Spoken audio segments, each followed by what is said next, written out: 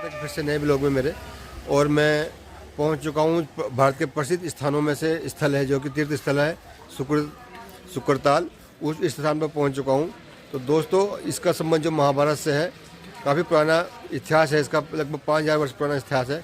तो उस स्थान में पहुंच चुका हूं जो कि पड़ता है जिला मुजफ्फरनगर में। और ये मुजफ्फरनगर से 28 किलोमीटर दूर है। और दिल्ली से अगर आप आना चाहते हैं तो 121 किलोमीटर दूर आपको वहाँ से ये तीर्थ स्थल पर पड़ जाएगा। पहले आपको मुजफ्फरनगर आना पड़ेगा, उसके बाद आपको मुजफ्फरनगर से सीधी बस आपको यहाँ शुक्रताल के लिए मिल जाएगी। यहाँ पे सरकारी बसें भी आती हैं, प्राइवेट बसें आती हैं, तो आप दोनों बस पर आ सकते हैं। तो चलिए दोस्तों आगे बढ़ते हैं उस स्थान पर और करते हैं उस दिव्य स्थान के दर्शन हैं। इस टाइम शुक्रताल जो तीर्थ है और उसके आप पहुँच कर मैन द्वार पर सामने आप देख सकते हैं महर्षि सुखदेव रूप द्वार है जिसका नाम लिखा हुआ है। और आसपास इस तरह के प्रसाद की दुकानें वगैरह आपको मिल जाएंगी। यहाँ से भगवत गीता वगैरह भी आपको प्राप्त हो जाएंगी। चारों तरफ से आप देख सकते हैं इस तरह की मार्केट यहाँ पर आपको गेट के पास में मिल जाएगी। और यहीं पर खान पान की व्यवस्था भी मिल जाएगी आपको। तो दोस्तों प्रवेश करते हैं आगे इस पवित्र धाम में।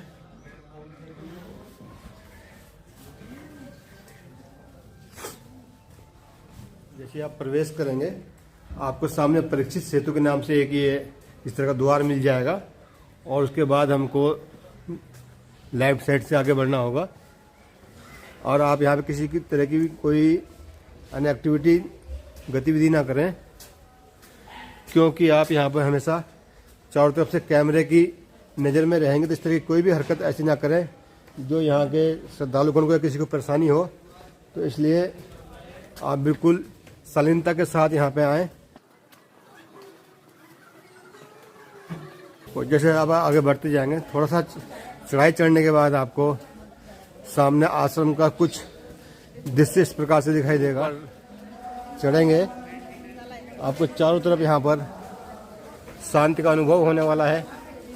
मंदिर आपको चारों तरफ यहाँ से दिखाई देंगे। दोस्तों बढ़ते हैं हम आगे उस अक्षय वृक्ष की तरफ। और इसका जो इतिहास है वो भी आपको जानकारी पूरी देंगे।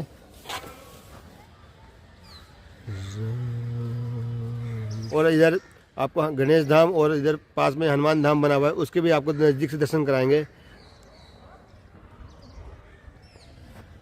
कुछ इस तरह का दृश्य आपको शुक्रताल को दिखाई देगा। तो बढ़ते हैं उस अक्षय वृक्ष की तरफ।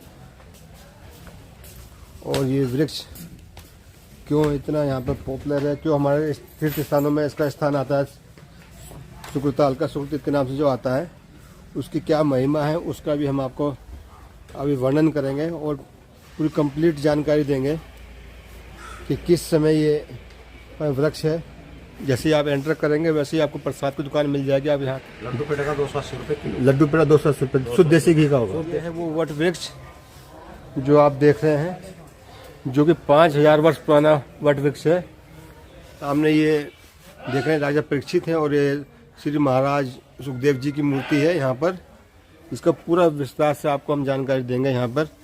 पहले आपको पूरा इस स्थल के भ्रमण करा देते हैं। जो आपने देखा वो पुराना मंदिर था, अभी आप सामने देख रहे हैं ये नया मंदिर है। यहाँ पर भी महाराज सुखदेव जी के परीक्षित जी राजा परीक्षित की सामने प्रतिमा बनाई गई है। तो आप देख सकते हैं वृक्ष पूरे उसमें क्षेत्र में फैला हुआ है, काफ़ी एरिया इसने कवर किया हुआ है। आप चारों तरफ देख सकते हैं।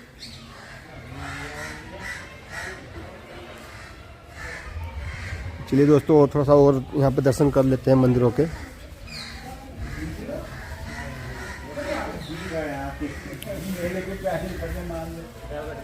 यहाँ पे ये हनुमान जी का मंदिर।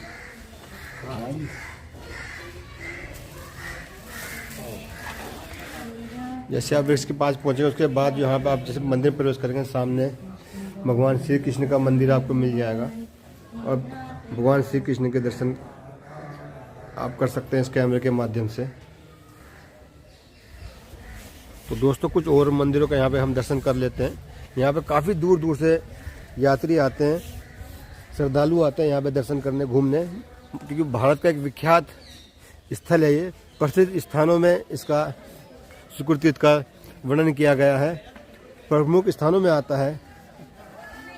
ये है शिव मंदिर।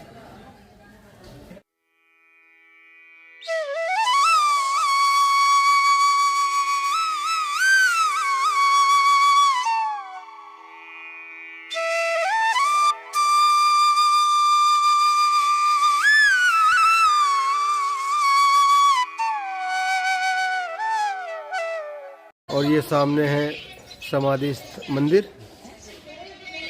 इस स्थान में रुकने की भी आपको व्यवस्था मिल जाएगी, यहाँ पर रहने के लिए व्यवस्था भी आपको मिल जाएगी। यहाँ पर धर्मशालाओं की व्यवस्था भी है, आप कहीं बाहर से आ रहे हैं तो आप यहाँ पर रुक सकते हैं। तो दोस्तों, अब मैं दर्शन करके आ चुका हूँ उस अक्षय वृक्ष के, उस दिव्य स्थान के, सुकृतिल के। अब मैं पहुँच चुका हूँ सुकृताल के गंगा घाट। तो गंगा घाट का यहाँ पर आपको नज़ारा दिखा देता हूँ। ये इसका मेन प्रवेश द्वार गंगा घाट का। गंगा घाट का नज़ारा कितना ही खूबसूरत दृश्य यहाँ पर बनता हुआ। अमावस्या पे और कोई भी कार्तिक पूर्णिमा पे और गंगा स्नान में काफ़ी बड़ा मेला भरता है यहाँ पर। तो देख सकते हैं आप, गंगा की धारा में आकर बोटिंग का मजा लेना चाहते हैं गंगा जी में, तो यहाँ पर बोटिंग वगैरह की व्यवस्था भी की गई है। इस तरह से आप यहाँ बैठ के नाव में बोटिंग वगैरह कर सकते हैं। चार्ज है आपकी बोटिंग करने का एक व्यक्ति का? एक छोटे राउंड का है 50 रुपये सवारी, बड़े का है 100 रुपये। छोटे राउंड के 50 रुपये 100 और बड़े राउंड के 100 रुपये। छोटा राउंड कहाँ तक लगाते हैं? पुल के पास से ज़्यादा झंडा लग रहा है। अच्छा, पुल के पास से हाँ, जहाँ तक झंडा लगा और आगे झंडा लगा हुआ है। अच्छा, 1.5 किलोमीटर जाना, 1.5 आना। अच्छा, 1.5 किलोमीटर जाना, 1.5 किलोमीटर आना, तो उसका हो जाएगा 100 रुपये। हाँ जी। अच्छा,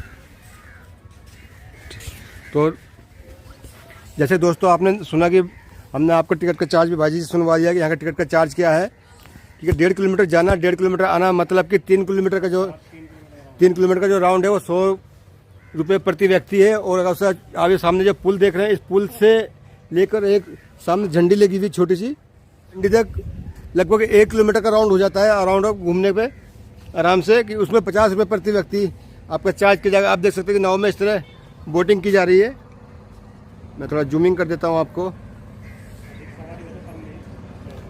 अगर सवारी अधिक है तो चार्ज थोड़ा कम भी कर देते हैं। दोस्तों, अब हमने इस तीर्थ के दर्शन कर लिए हैं, इस वृक्ष के दर्शन कर लिए, अक्षय वृक्ष का हम दर्शन कर लिए। तो अब जान लेते हैं इस वृक्ष का पूरा इतिहास कि ये वृक्ष यहाँ पर कब से मौजूद है और क्यों यहाँ स्थान विख्यात है। तो दोस्तों, ये अक्षय वृक्ष जो है 5000 वर्ष पुराना है। और इस वृक्ष के नीचे महाराज सुखदेव जी ने अर्जुन के पोते परीक्षित को भगवत पुराण का महत्व समझाया था, भगवत महापुराण कथा सुनाई थी। और तब से ये यहाँ पर वृक्ष इसीलिए ये शुक्र तीर्थ जो है भारत के प्रमुख तीर्थ स्थानों में आता है। तो दोस्तों, और इसका एक जुड़ा हुआ रहस्य और है कि जब द्वापर का समापन हो गया था और कलयुग का प्रारंभ था, तो उस समय के जो राजा थे परीक्षित ही माने जाते हैं, क्योंकि अर्जुन के जो पौत्र थे वो द्वापर के अंत में उन्होंने एक ऐसी गलती की थी जिससे उनको यहाँ एक ऋषि ने, सुखदेव के बच्चे ने उनको श्राप दिया था कि 7 दिन बाद आपको सांप के काटने से आपकी मृत्यु हो जाएगी।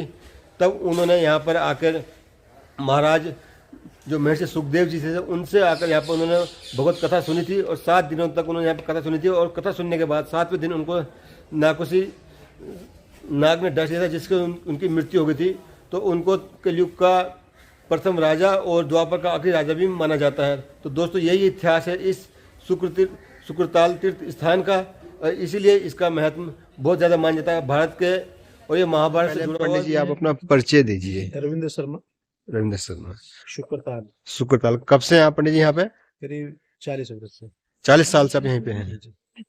अब आप बताइए। ये जो तीर्थ है जी, ये इसलिए प्रसिद्ध है कि यहाँ पे आज से 5000 वर्ष पूर्व श्री सुखदेव जी महाराज ने राजा परीक्षित को भागवत शास्त्र सुना के मोक्ष प्राप्त करा। ये तीर्थ दिल्ली से 130 किलोमीटर, जनपद मुजफ्फरनगर से 28 किलोमीटर गंगा तट पर स्थित है तथा महाभारत काल से जुड़ी हुई है। जब महाभारत चल रहा था अंतिम दौर में जी, तो अश्वत्थामा ने ब्रह्मास्त्र का प्रयोग किया, इनके वंश में कोई न बचे। तो भगवान ने सुदर्शन चक्र से उस बालक के गर्भ में रक्षा की। वो बालक आगे चल के परीक्षित का नाम से विख्यात हुआ।